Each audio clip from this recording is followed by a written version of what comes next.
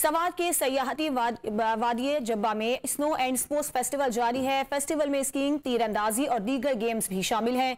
इस पर बात करेंगे डॉन न्यूज के नुमाइंदे मुराद अली खान से। मुराद, बताइएगा कौन कौन से मुकाबलों का इनेकाद किया गया है? जी बिल्कुल, इस वक्त मैं खूबसूरत वादी गबीन जबा में मौजूद हूँ। गबीन जबा में 3 रोज़ा स्नो फेस्टिवल जो है जारी है। बड़ी तादाद में सयाह भी इस खूबसूरत वादी का रुख कर रहे हैं और फेस्टिवल से लुत्फ़अंदोज़ हो रहे हैं। इसमें मुख्तलिफ गेम्स है, स्कीइंग है, पैराग्लाइडिंग है, तीरंदाजी है। इस वक्त तीरंदाजी के मुकाबले हो रहे हैं। हमारे साथ एक खिलाड़ी मिशल मौजूद है, इनसे बात करते हैं। जी बताएं, आपको गबीन जबा में कैसा लगा और आपने तीरंदाजी भी की, तो क्या कहूँगी इस हवाले से? बहुत अच्छा लगा है और अल्लाह का शुक्र है, हमें दूसरा साल है कि हम लोग यहाँ पे आए हैं।